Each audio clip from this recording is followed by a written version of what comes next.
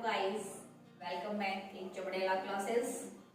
आज हम आईपीसी में सेक्शन 34 को पढ़ेंगे। सेक्शन 34 आईपीसी का सबसे इम्पोर्टेंट सेक्शन है। ये सेक्शन सामान्य आशय के बारे में बताता है। सामान्य आशय को अग्रसर करने में कई व्यक्तियों द्वारा किए गए कार्य, जबकि कोई आपराधिक कार्य कई व्यक्तियों द्वारा अपने सबके सामान्य आशय को अग्रसर करने में किया जाता है, तब ऐसे व्यक्तियों में से हर व्यक्ति उस कार्य के लिए उसी प्रकार दायित्व के अधीन है, मानो वह कार्य अकेले उसी ने किया हो। सेक्शन 34 संयुक्त उत्तरदायित्व के सिद्धांत के बारे में बताता है। देखो, जब कोई व्यक्ति अकेले अपराध करता है तो उस अपराध का सारा दायित्व उसी पर होता है, परंतु जब कई व्यक्ति मिलकर अपराध करते हैं तो उसमें से उनका कितना दायित्व होगा यह निर्धारण करना थोड़ा कठिन होता है।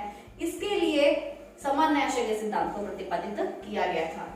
सामान्य आशय में संयुक्त उत्तरदायित्व होता है, जबकि कोई आपराधिक कार्य कई व्यक्तियों द्वारा अपने सबके सामान्य आशय को अग्रसर करने में किया जाता है।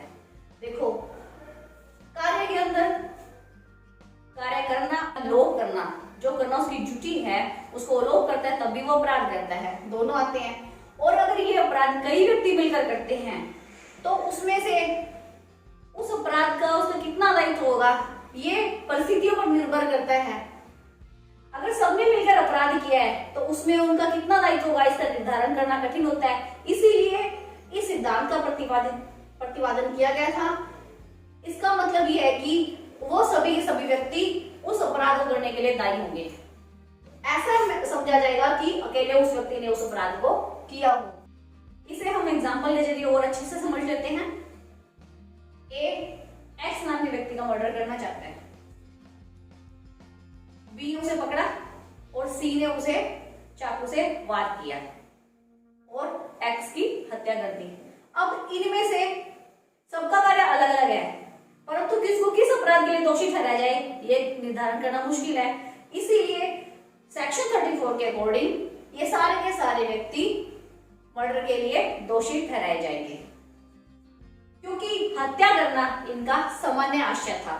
इसीलिए सभी के सभी मर्डर के लिए लायबल होंगे। सामान्य आशय का मतलब होता है मस्तिष्क का उन्मिलन, अर्थात कई व्यक्ति मिलकर जब किसी कार्य को करने के लिए अपराध की कोई योजना बनाते हैं तो हम कह सकते हैं कि उन सबका सामान्य आशय था उस अपराध को करने में। Rishidev versus Uttar Pradesh state AIR 1955 ऐसे 332 केस में सुप्रीम कोर्ट ने यह कहा था कि सामान्य आशय जरूरी नहीं है कि वो पहले हो, वो घटनास्थल पर भी निर्मित हो सकता है। Virendra Kumar Ghosh versus king emperor AIR 1925 privy council का केस है। इसमें प्रीवी काउंसिल ने यह बताया था कि सक्रिय रूप से भाग लेने का अर्थ यह नहीं है कि अभियुक्त ठीक अपराध के स्थान पर उपस्थित हो। यदि वो अपराध की योजना में शामिल हुआ है तब भी यह समझा जाएगा कि उसने अपराध किया है। उसका घटनास्थल पर उपस्थित होना जरूरी नहीं है। हम एक क्वेश्चन करते हैं, सामान्य आशय से आप क्या समझते हो? सामान्य आशय से अभिप्राय है मस्तिष्क का उन्मिलन। इसे हम इस पॉइंट से और अच्छे से समझ सकते हैं। देखो, सामान्य आशय और समान आशय दोनों अलग अलग। सामान्य आशय के लिए मस्तिष्क का मिलन आवश्यक होता है, अर्थात जब एक से अधिक व्यक्ति मिलकर कोई आपराधिक कार्य करते हैं तो उस अपराध को कार्य करने के लिए उनका मस्तिष्क मिलना चाहिए, अर्थात उन सबका सामान्य आशय होना चाहिए कि उन्हें उस अपराध को करना है। परंतु समान आशय के लिए यह जरूरी नहीं है कि उनका मस्तिष्क पहले आपस में मिले। एक व्यक्ति है सी, ए उसे मारना चाहता है और बी भी उसे मारना चाहता है, परंतु ए और बी आपस में कभी भी नहीं मिले। सी टहलने के लिए गया, उसी वक्त ए ने उस पर गोली चला दी और दूसरी तरफ से बी ने भी उस पर गोली चला दी और सी की डेथ हो गई। अब यहाँ पर ए और बी दोनों मर्डर के लिए दायी ठहराए जाएंगे, परंतु यहाँ पर सेक्शन 34 अप्लाई नहीं होगा, क्योंकि इन दोनों का आपस में मिलन, मस्तिष्क का मिलन नहीं हुआ था। ये दोनों आपस में कभी नहीं मिले थे। यहाँ पर इनका सामान्य आशय नहीं, समान आशय था। एक इंपॉर्टेंट केस और है इसमें, राज्य बनाम भीमशंकर 1968 क्रिमिनल जर्नल SC 868। इसमें बताया गया है कि अगर सामान्य आशय अनुपस्थित है स्पष्ट रूप से, तो वहां पर सामान्य आशय लागू नहीं होगा। तथ्य, परिस्थितियां और अन्य साक्ष्य के आधार पर यदि यह स्पष्ट होता है कि इसमें सामान्य आशय अनुपस्थित है, तो वहां पर सुप्रीम कोर्ट ने निर्धारण किया है कि सामान्य आशय लागू नहीं किया जाएगा। जबकि ऐसा कार्य इस कारण आपराधिक है कि वह आपराधिक ज्ञान या आशय से किया गया है। सेक्शन 35। सेक्शन 35 आपराधिक ज्ञान और आपराधिक आशय के बारे में बताता है। जब कई व्यक्ति मिलकर आपराधिक ज्ञान और आपराधिक आशय से मिलकर कोई आपराधिक कार्य करते हैं, तब वे सभी व्यक्ति उस आपराधिक ज्ञान और आशय के लिए दायी ठहराए जाएंगे।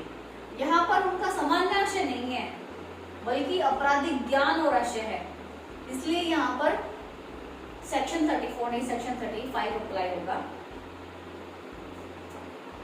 जब बिना सामान्य आशय के कोई अपराध किया गया हो और उन सभी का आपराधिक ज्ञान और आशय हो, तब सेक्शन 35 को लागू किया जाता है।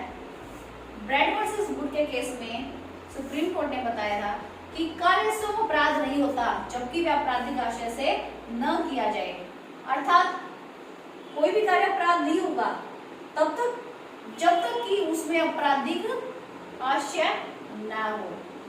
आपराधिक आशय होने से ही वो कार्य अपराध की श्रेणी में अंशतः कार्य द्वारा और अंशतः लोक द्वारा कारित परिणाम, जहां किसी कार्य द्वारा या किसी लोक द्वारा किसी परिणाम का कारित किया जाना या उस परिणाम को कारित करने का प्रयत्न करना अपराध है, वहां यह समझा जाना कि उस परिणाम का अंशतः कार्य द्वारा और अंशतः लोक द्वारा कारित किया जाना अपराध है।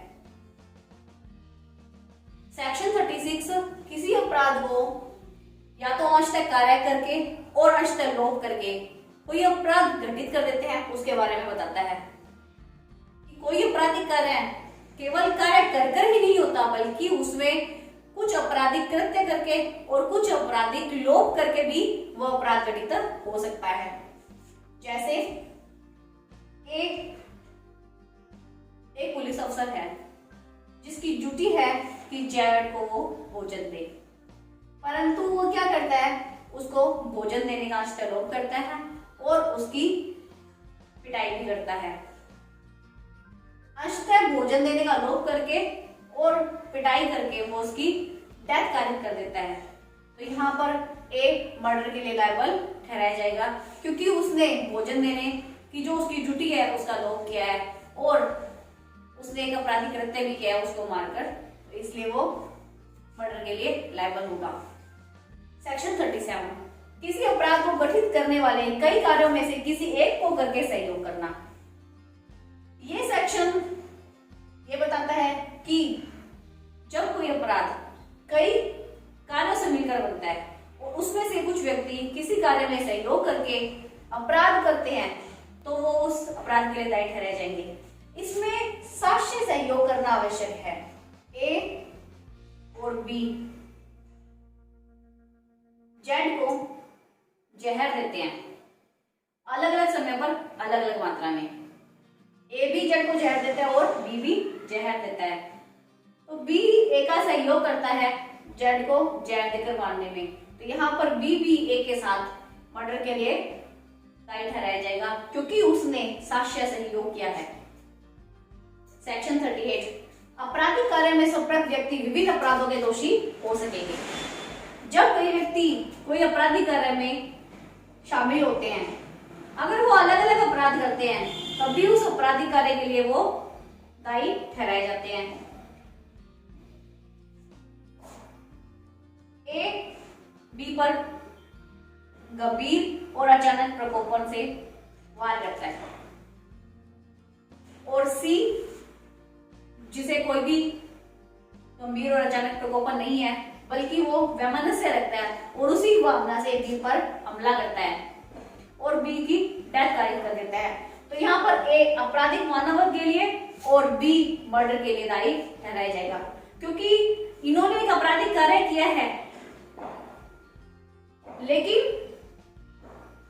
इनका अपराध विभिन्न है, इसलिए ये अलग अलग अपराध के लिए दायी ठहराए जाएंगे। धन्यवाद।